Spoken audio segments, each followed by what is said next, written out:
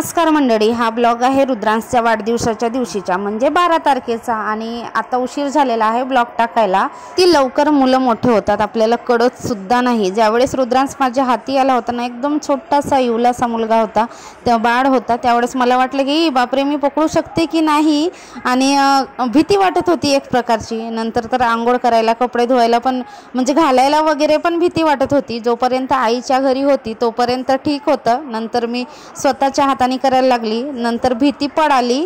Caesarean delivery होती माझी आणि त्याच्यामुळे मी 1-1.5 महिना आईच्या घरी रेस्ट केला। रुद्रांशच्या वेळेस आम्ही साताऱ्याला होतो आणि 9वा महिना जसा लागला मला तसं मी गावाला आली आणि आईकडेच राहिली।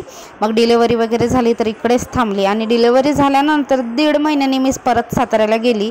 त्याच्यानंतर तिथून पूर्ण सगळं मी केलं माझ्या मुलाचा जे काही करायचं असेल तो, आणि जोपर्यंत आईच्या घरी होती तोपर्यंत सगळं आईने केलं। बघता बघता 6 वर्ष कसे निघून गेले ते पण कळलं नाही आणि आता 6 वर्षाचा कंप्लीट झालेला आहे रुद्रांश। 7वा वर्ष इथून लागलेला आहे। वाढदिवस होता त्यामुळे रुद्रांशला सिव्हिल ड्रेस आणि चॉकलेटचा पॅकेट घेऊन शाळेत जायचं होतं, तर त्याला आंघोळ करून दिलं, तयारी करून दिली, त्या पाया पडायला सांगितले। त्यानंतर रुद्रांशला ओवाळून घेतलं। रुद्रांश तर रेडी होताच, नंतर त्याला शाळेत नेऊन दिलं म्हणजे व्हॅनकडे नेऊन दिलं। रुद्रांश शाळेत गेला आणि शाळेत सुद्धा रुद्रांशच्या मस्तपैकी हॅपी बर्थडे सेलिब्रेट झाला। आणि आत्ता प्रत्येक शाळेमध्ये सेलिब्रेट तर होतोच हॅपी बर्थडे। आणि वाढदिवसासाठी माझी मावशी बहीण, वहिनी, आई वगैरे आले होते। सासरची मंडळी कुणीच आली नव्हती। तसं तर मी सगळ्यांनाच सांगितलं होतं। जाऊबाईला सांगितलं तर ती म्हणाली 15 दिवसानंतर येणार, म्हणजे मुलीला आणून देणार आहे ती, म्हणजे माझ्या पुतणीला, तेव्हा ती येणार। नंदेला सांगितलं तर आता मधातच शाळा आहेत आणि शाळेत जाणारी मुलं असतील तर कुठे जायला जमतो आपल्याला।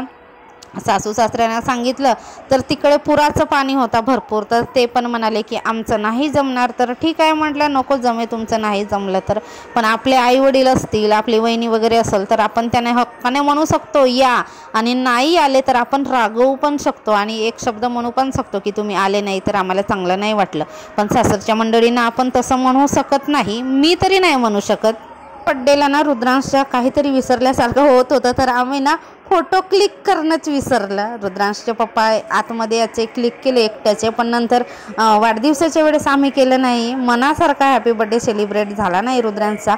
फोटो वगैरे क्लिक करावं 1-2 तर आपल्या आठवणीत राहतात। तर असं थोडासा वेळ पण झाला होता, पाऊस पण भरपूर सुटला होता। छोटेखानी, मोठा तर नाही पण छोटेखानी आपल्या रुद्रांशचा वाढदिवस साजरा झाला। आणि वाढदिवसच्या दिवशी त्याला तर सारखं केक कधी कटणार, केक कधी कट करणार, केक कधी कट करणार हेच त्याचं चाललेलं असतं।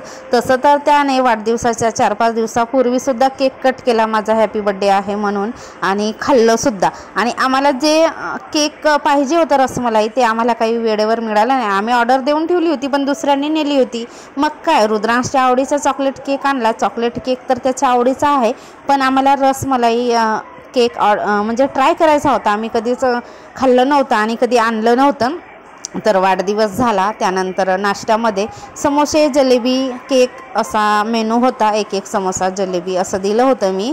आणि चिवडा वगैरे काय, सारखं चिवडा वगैरे देऊन कंटाळा येतो, तर असं अल्टरनेट काहीतरी पाहिजे। मागच्या वाढदिवसाला मी कचोरी आणली होती आणि मठ्ठा वगैरे होता, गुलाबजाम होती। आणि ह्यावेळेस म्हटलं आता आपण साध्यापैकी समोसे आणि जलेबी आणूया। आणि ते ओळखीचे पण नव्हते, फक्त आमच्या आजूबाजूचे जे 5 भाडेकरू होते ते, आणि माझी आई, वहिनी, मावशी बहीण वगैरे हे 5-6 पाहुणे होते, एवढेच होते। आणि आत्ता काय, वाढदिवस बड्डे म्हटलं तर केक, सजावट बिजावट आलीच, आणि प्रत्येक वर्षी तर करावंच लागतो। नाहीतर आपल्या वेळेस अजिबात केक वगैरे कट करायचा तर फॅशनच नव्हता। असेल फॅशन, पण आम्ही गावखेड्यामध्ये होतो आणि केक आणायला वगैरे दुसऱ्या गावी जायचं, आणावं लागत होतं। मग त्यावेळेस तेवढी परिस्थिती असेल नसेल तरी दुसऱ्या गावी जायचं, कंटाळा पण यायचा, आणि वेळेवर मिळतात नाही मिळत हा पण होता। तर आम्ही तर करत नव्हतो, पण आता लग्न झाल्यानंतर परिस्थितीसुद्धा आहे आणि जिथे राहतो तिथे केकसुद्धा मिळतो। म्हणजे प्रत्येकच ठिकाणी, आम्ही ज्या ठिकाणी राहतो तिथे केक मिळतो आणि जवळ पैसेसुद्धा असतात वेळेवर, तर परिस्थिती अनुकूल आहे म्हणून आता केक आणलं जातं। आणि कोणामध्ये होता पनीरची भाजी, पालक पनीर, आणि त्याच्यामध्ये मटारचे दाणे टाकले होते, वरण होता, कढी होता. जेवण वगैरे झालं, फिरून आलो थोडंसं. आणि कार्यक्रम म्हटलं 4-5 लोक जरी आपल्याकडे जेवायला आले तरी थोडंफार काम होतातच. तर ते सगळे झाले. त्याच्यानंतर झोपलो आणि दुसऱ्या दिवशी मस्त आता सकाळची वेळ. आता सगळ्यांचा नाश्ता, चहा पाणी हे ते चालू आहे. आणि या बहिणीच्या, माझी आई मावशीच्या गप्पा गोष्टी, आमच्या बहिणीच्या गप्पा गोष्टी, कसं आपले नातेवाईक असतील ना तर फ्रीपणे आपण त्यांना कामं वगैरे पण सांगू शकतो आणि ते स्वतःहून करतातही. आणि आपलं तेवढंच मस्त गोष्टी मस्ती सांगण्यामध्ये वेळ जातो. आईने आणले होते गावावरून अडूचे पानं, तर पानांच्या वड्या बनवल्या. मावशी वगैरे होत्या, म्हटलं वड्या वगैरे बनवूया. भरपूर पानं आणल्या होत्या, सगळ्यांना उरून पुरून झाल्या. काही वड्या फ्राय केल्या, काही वड्या कांदे टाकून जिरा मोहरी आणि कढीपत्त्याची फोडणी देऊन त्या फ्राय केल्या, आणि काही तेलामध्ये डीप फ्राय केल्या. आणि कच्चे 1-2 वड्या ठेवल्या. ह्यांना कच्चे आवडतात, रुद्रांसला पण मग खायची इच्छा होणार म्हणून फ्रीजमध्ये 2-4 वड्या ठेवल्या सुद्धा.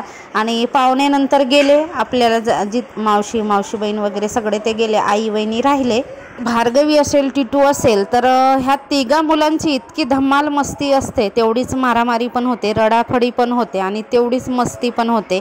आणि हे कसं भार्गवी आणि रुद्रांश एक होतात आणि त्या टिटूला एक वेगळं करून ठेवतात. म्हणजे तिचा सख्खा भाऊ आहे तरी ती पण रुद्रांच्या साईडनी होते आणि त्याला एकटी करून ठेवते. आणि हे 3 मिळले ना तर खूप छान होतं. घरामध्ये असे वाटते की 10 मुलं असतील किंवा 100 मुलं असतील, एवढा यांचा गलबला असतो, आवाज असतो. आणि ह्याला तर खूप म्हणजे लहानपणापासून यांच्यासोबतच खेळून आहे, राहून आहे, तर त्याला पण खूप छान वाटतो. आणि रुद्रांशच्या 4थ्या वाढदिवसाला हे आले होते. त्याच्यानंतर 2 वर्षांनी आत्ता आले.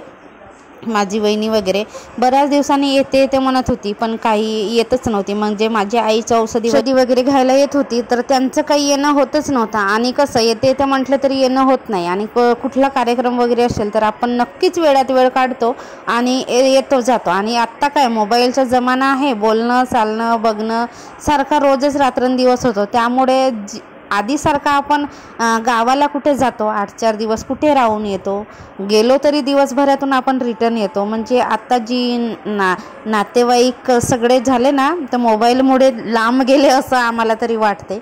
आणि आता रात्रीचं जेवण भरपूर उरलेलं होतं, भरपूर नव्हतं पण पनीरची भाजी होती, कढी होती, वरण होती, तर गरमागरम भात ठेवला. आणि आहे तेवढं संपवून घ्यायचं, बाकीचं करायचं नाही असं ठरवलं. फक्त वड्या बनवल्या होत्या, तेवढ्या वड्या तळायच्या आणि फ्राय करायच्या हेच ठरवलं. तर मंडळी रुद्रांशचा वाढदिवस होता 12 तारखेला. तर तुम्ही ब्लॉग बघून भरपूर आशीर्वाद द्या माझ्या मुलाला, अशीच अपेक्षा करते. आणि आपला ब्लॉग मी इथेच एंड करते. आपल्या घरी कार्यक्रम असेल तर आपल्याला कुठे वेळ मिळते, बराच असा काही होता पण मी काही शूट केलं नाही. जेवढा शूट केली तेवढं तुमच्यासोबत शेअर करते आणि तेवढीच मी बडबडसुद्धा करते. अशी मी बडबड करत नाही, पण माहीत नाही ब्लॉग असला की माझ्या तोंडातून कसे शब्द निघतात आणि कसे काय होतात.